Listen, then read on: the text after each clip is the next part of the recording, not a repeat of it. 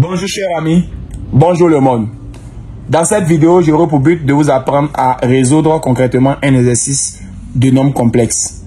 Prépa bac, exercice 2. Chers amis, prêtez attention. Le plan est rapporté à un repère orthonormé OEV. 1. Résout dans C l'équation E, 2 points. Z au cube plus 8 égale à 0. On donnera les résultats ou les solutions de E sous forme algébrique. 2. Soit A, B et C, les points d'affixe Z de A égale à 1 plus I racine de 3, Z de B égale à moins 2, Z de C égale à 1 moins I racine de 3. Petit a. Calcule le module et un argument de U tel que U égale à module. Tel que U égale à Z de C moins Z de A sur Z de B moins Z de A. B. Déduisant la nature du triangle ABC. 3. Soit S. La rotation définie dans le plan tel que S de A égale à C et S de C égale à B. Petit a. Détermine la bijection complexe de S. Petit b. Détermine les éléments caractéristiques de S. Chers amis, sans toutefois tarder, nous allons passer à la correction de ce sujet. Merci. Exercice 2. Prépa bac. Le plan est rapporté à un repère orthonormé OUV. La première question nous demande de résoudre dans C l'équation Z au cube plus 8 égale à 0. Comment procéder? Dans un premier temps, ici vous avez Z au cube et là vous avez 8 égale à 0. Comment vous devez procéder? Vous devez donc arranger sous la forme suivante. Z au cube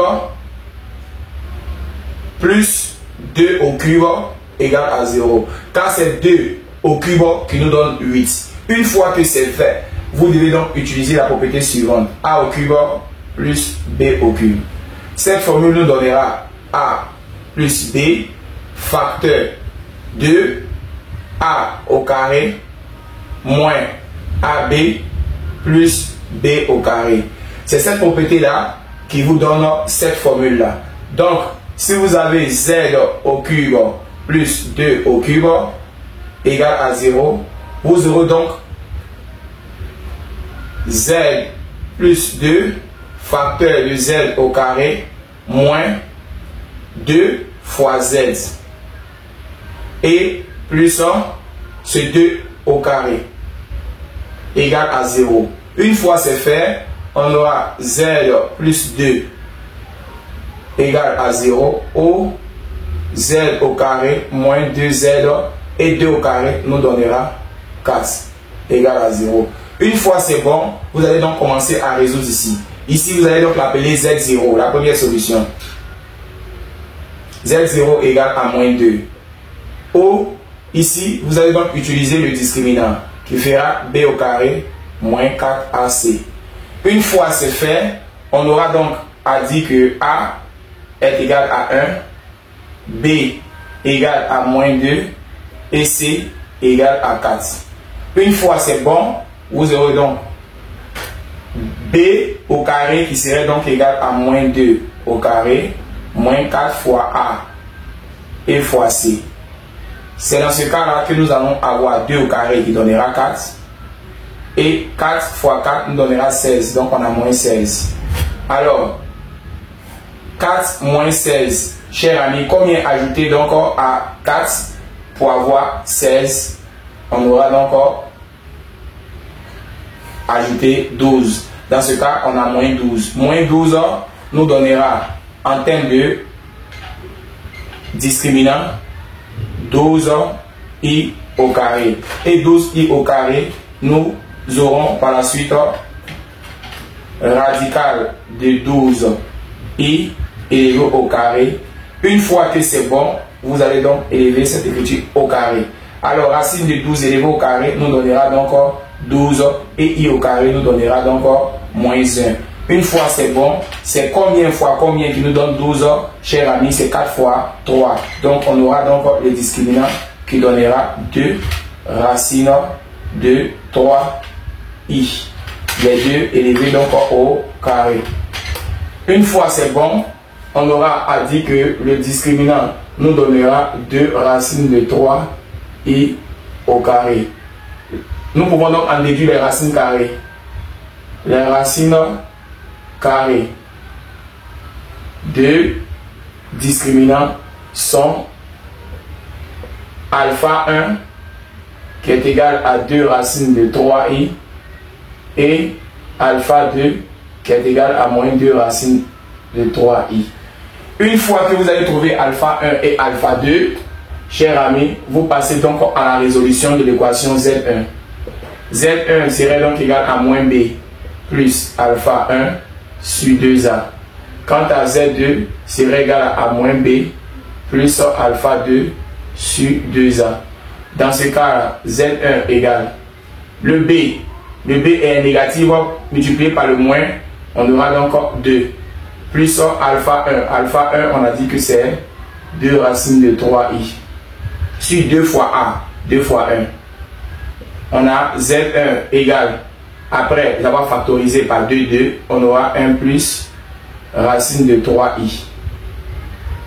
Et là, on aura Z2 qui est égal à 2 moins 2 racines de 3i, car alpha 2 s'appelle moins 2 racines de 3i sur 2. Après factorisation, on aura donc 1 moins racine de 3i. L'ensemble des solutions sont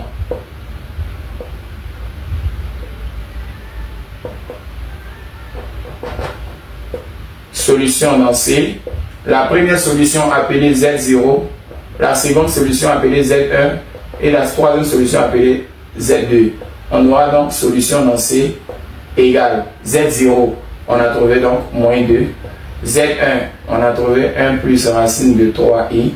Et Z2, on a trouvé 1 moins racine de 3i. Chers amis, voici donc comment résoudre la première question.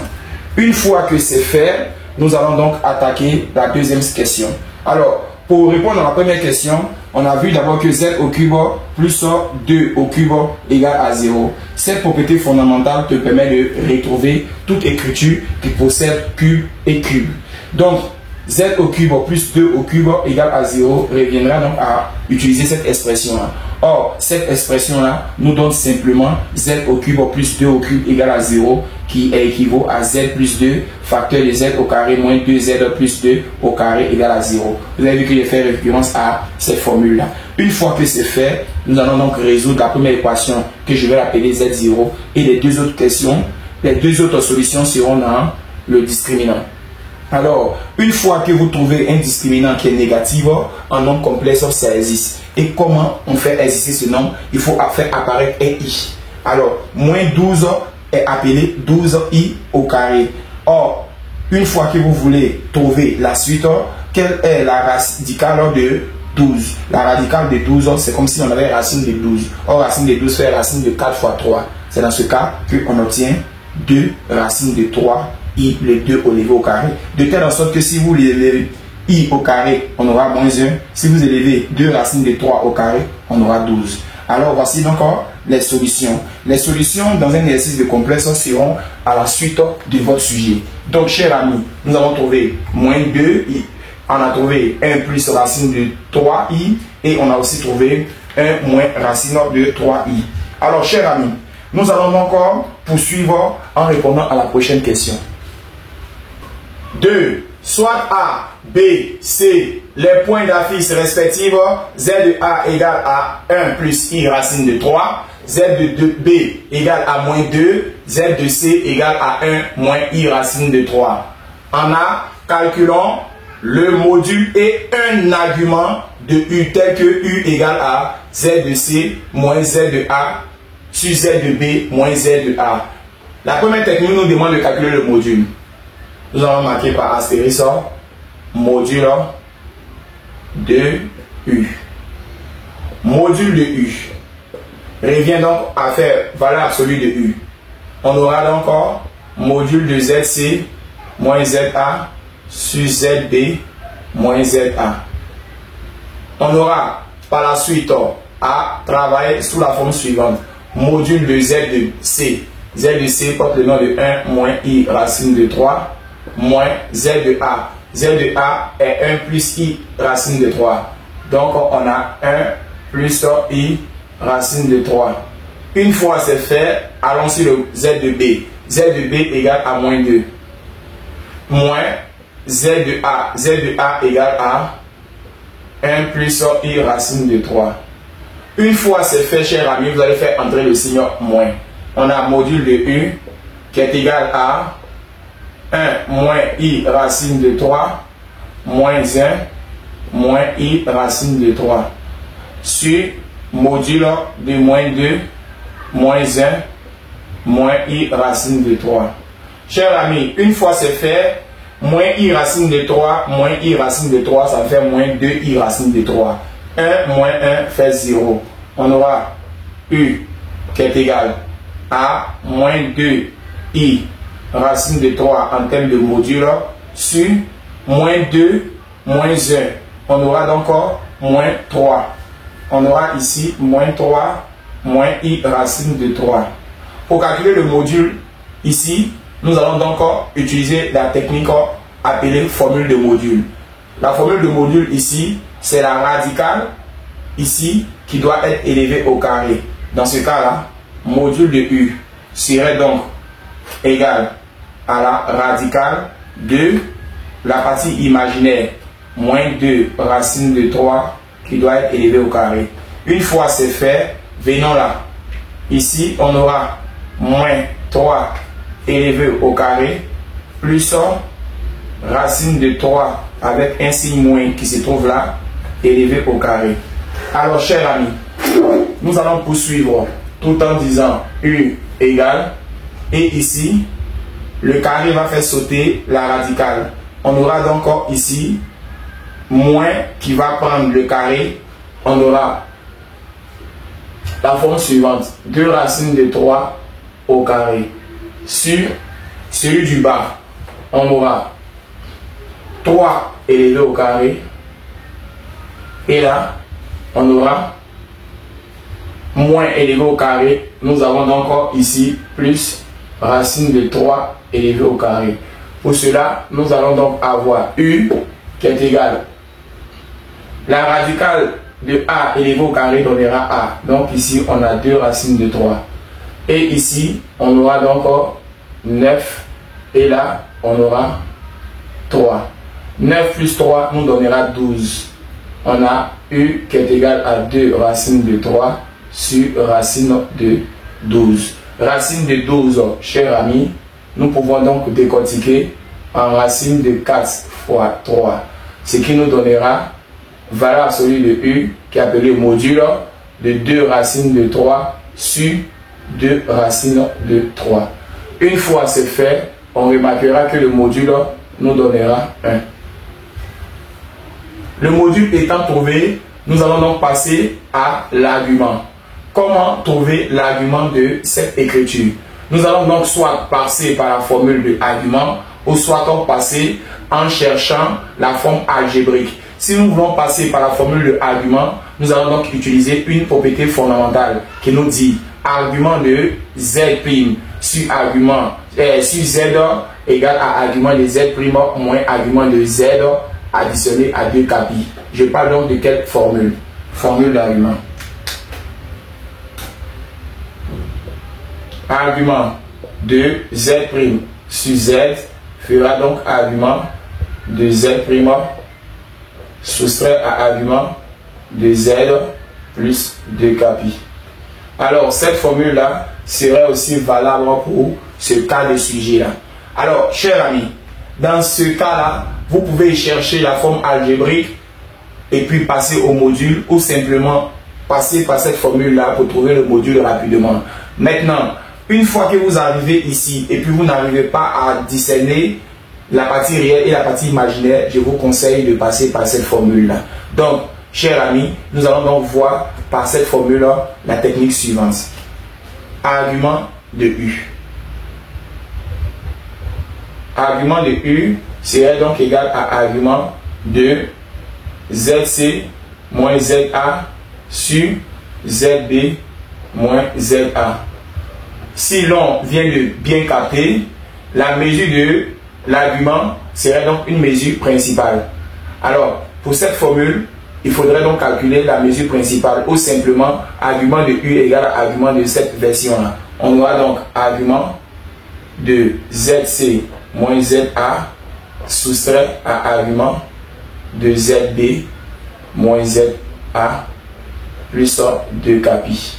C'est cette formule-là que je viens donc d'utiliser. Chers amis, je vous demande de suivre attentivement. Alors, avec la propriété de argument, on aura à écrire argument de Z de C. Z de C porte le nom de 1 moins I racine de 3 moins Z de A. Z de A porte le nom de 1 plus I racine de 3. Une fois c'est fait, moins argument de Z de B. Z de B porte le nom de moins 2. Et après, moins Z de A. Z de A porte le nom de 1 plus I racine de 3. Plus 2 capi.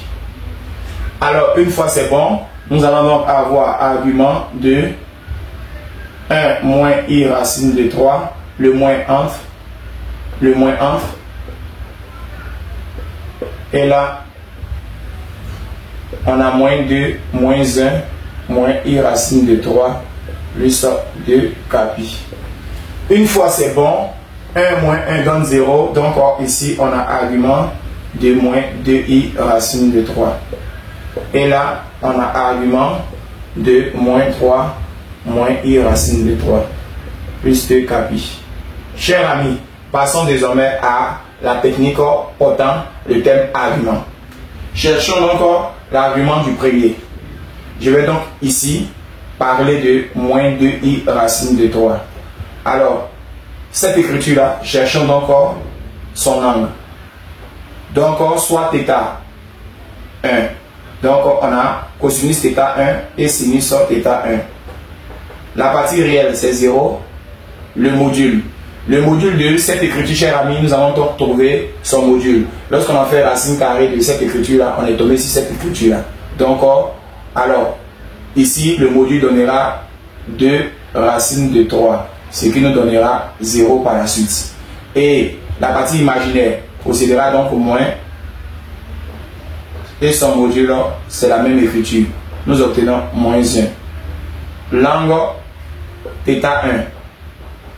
Si cosinus égale à 0, et puis son sinus est négatif, nous allons donc prendre le signe du sinus et maintenant calculer notre angle avec cosinus.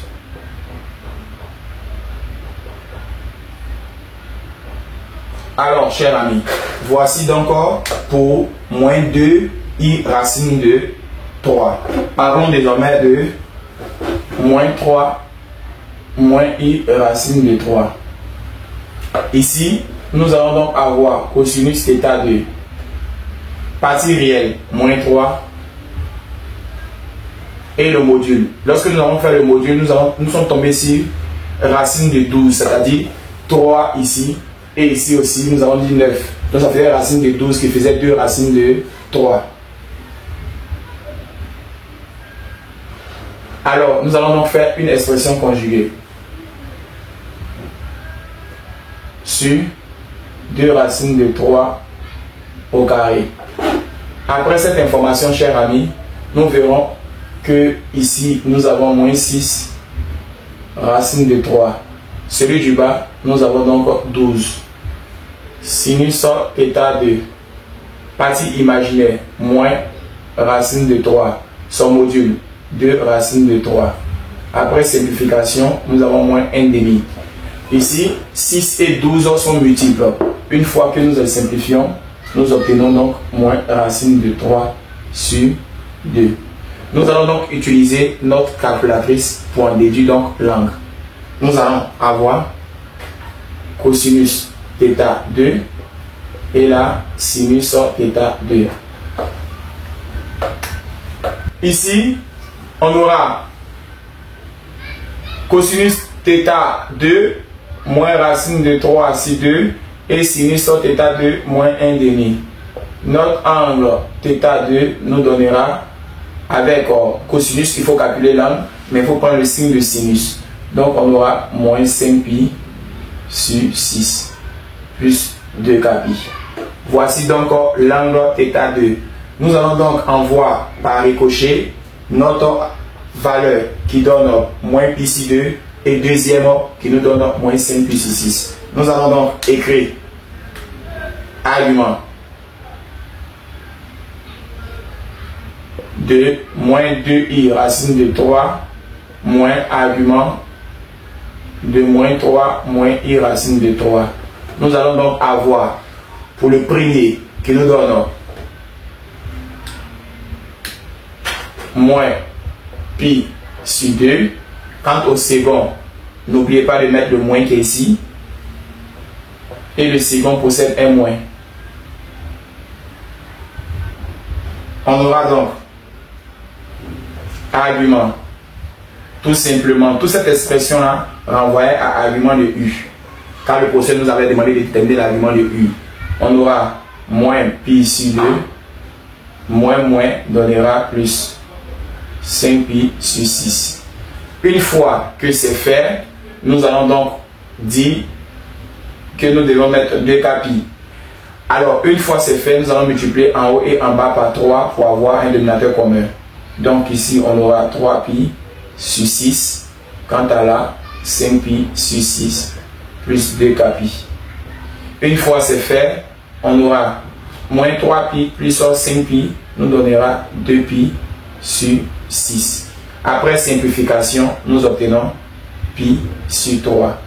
Étant donné que le professeur a demandé un argument, nous allons donc remplacer le petit a par grand A. En termes de un argument, nous allons donc avoir argument principal de E, c'est ce qu'on appelle un argument. Nous donnons donc pi sur 3. Voici donc l'argument principal avec grand A, grand R, grand G ou simplement grand A. Alors l'argument principal, vous ne mettez pas 2kpi, mais l'argument tout simplement, vous mettez 2kpi. Après simplification de 2 et 6, vous obtenez donc pi sur 3. Donc voici l'argument de notre question. Chers amis, sur ce, je vous demande de suivre attentivement la suite. Alors chers amis, l'on nous demande de déduire la nature du triangle ABC.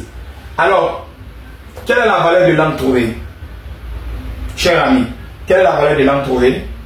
La valeur de l'angle trouvé est égale à pi sur 3. L'on avait signifié une propriété fondamentale que lorsque vous calculez Z de C moins Z de A sur Z de B moins Z de A et que vous tombez sur l'angle appelé pi sur 3, c'est-à-dire que vous êtes en train de faire une formule aux formes exponentielles.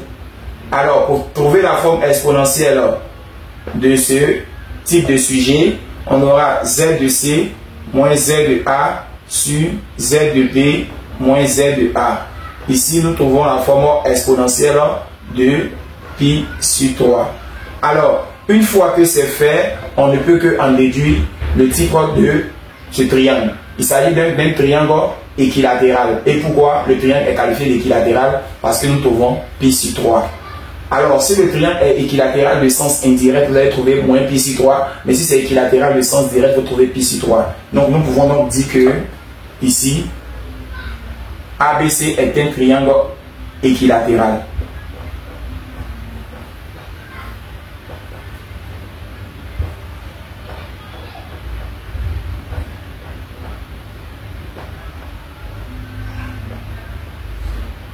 Pourquoi ABC est qualifié d'un triangle équilatéral? Parce que l'angle trouvé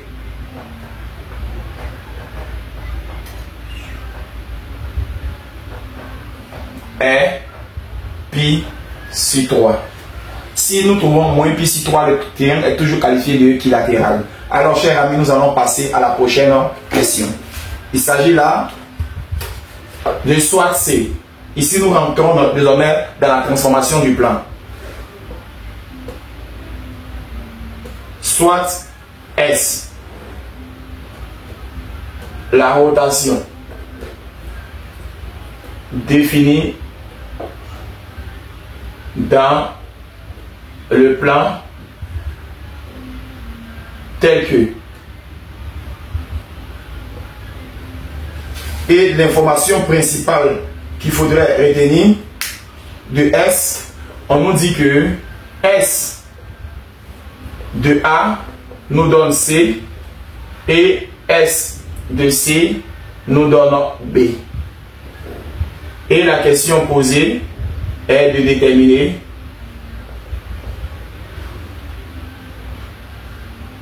la bijection complexe.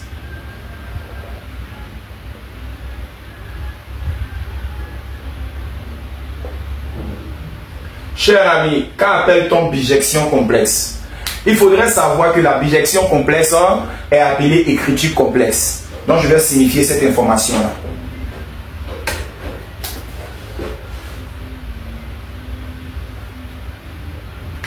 La bijection complexe est appelée écriture complexe. Donc il faudrait retenir cette information.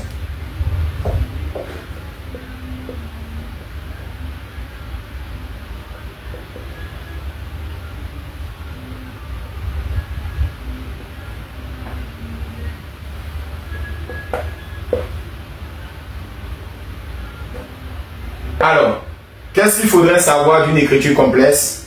L'écriture complexe se présente sous la forme suivante. Z' égale à AZ plus B. C'est à nous de déterminer A et c'est à nous de déterminer B. Pour déterminer A et B, il faudrait donc utiliser cette transformation. Nous allons donc émettre une supposition grâce à un tableau.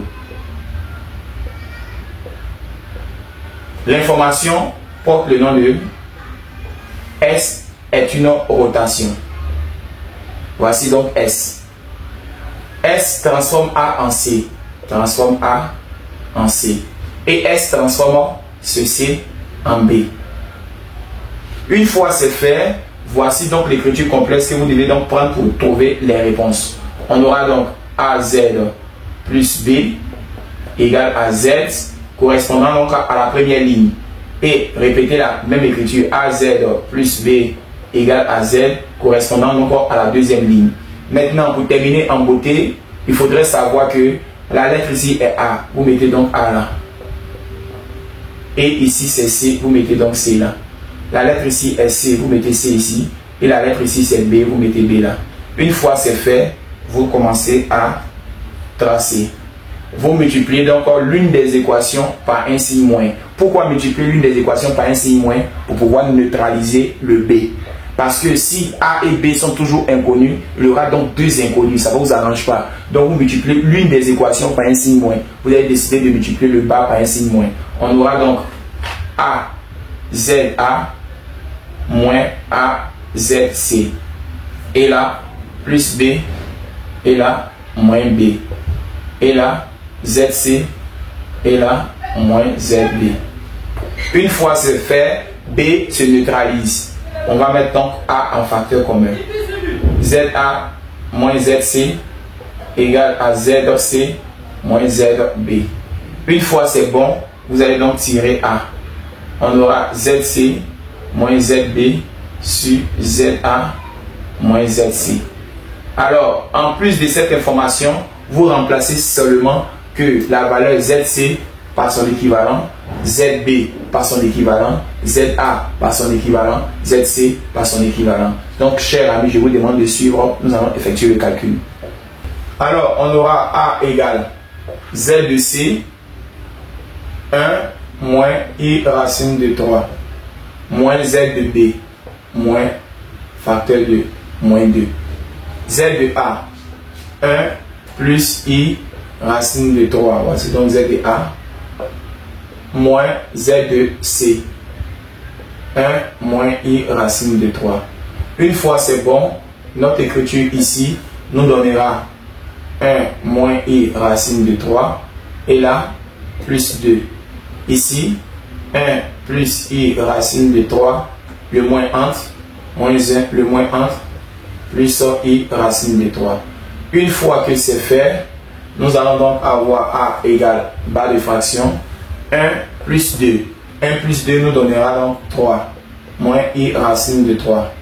Et là, on aura I racine de 3 additionné à I racine de 3. Chers amis, nous obtenons donc 2I racine de 3.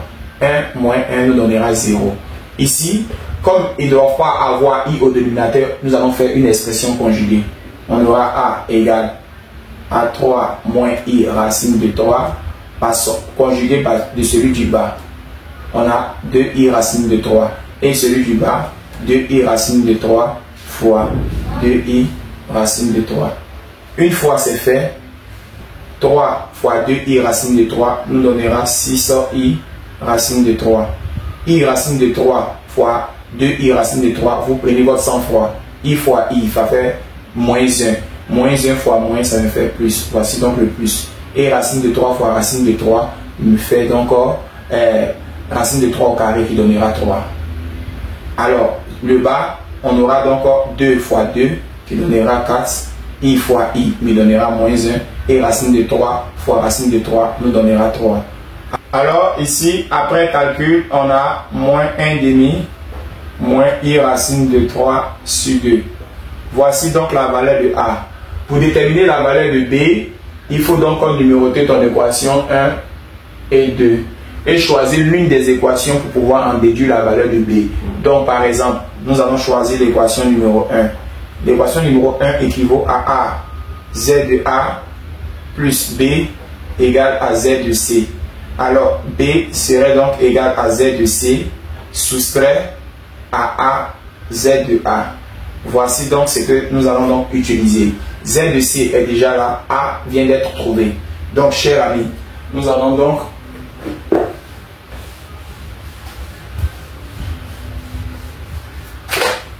pouvoir calculer. Nous allons donc avoir B égale Z de C 1 moins I racine de 3 moins et remplacer A par sa valeur trouvée.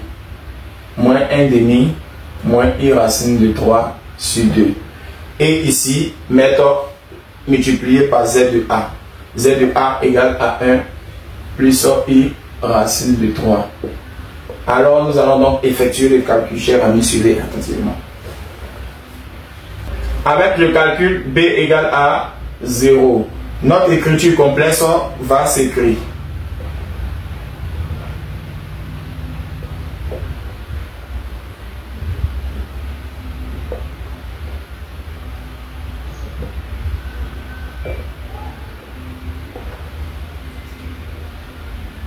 Z' égale la valeur de A trouvée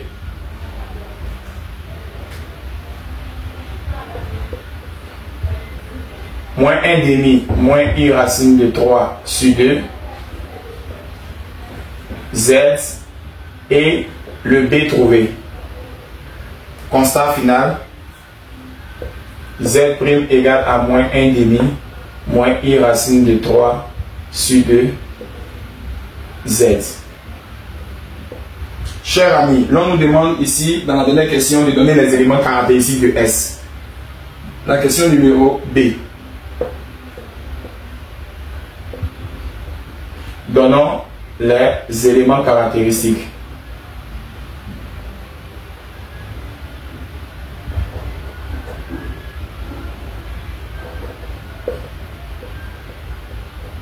Chers amis, le sujet avait déjà signifié que S était une rotation. Pour une rotation, les éléments caractéristiques sont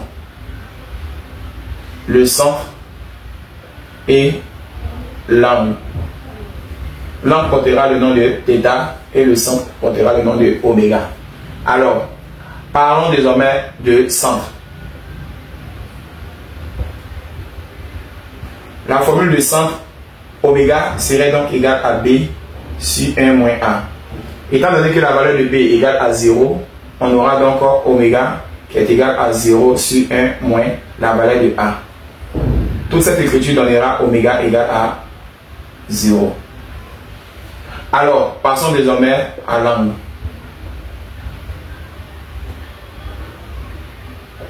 Pour déterminer l'angle, c'est toujours la même propriété de argument. Cosinus θ et sinus θ. La partie réelle, moins 1 demi, le module de cette écriture nous donnera 1. Partie imaginaire, moins racine de 3 sur 2. Son module nous donnera 1. Lorsque vous allez calculer le module de cette écriture, vous tombez sur 1. Alors, pourquoi nous tombons sur 1? Parce qu'une rotation, on reconnaît la valeur de A en termes de module, c'est égal à 1. Alors, une fois c'est fait, nous allons donc utiliser notre calculatrice. Ici, lorsque cosinus est égal à moins 1 demi et que sinus est égal à moins racine de 3 sur 2, cher ami, il ne peut que...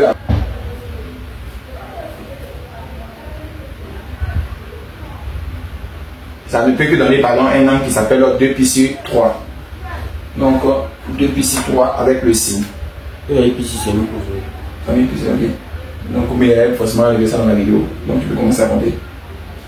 1, 2, 3. Donc, ça me fait 2π sur 3. Étant donné que sinus a un signe moins, nous allons donc mettre le moins. Chers amis, voici donc les éléments caractéristiques de la rotation. Une rotation est caractérisée par son centre et son angle.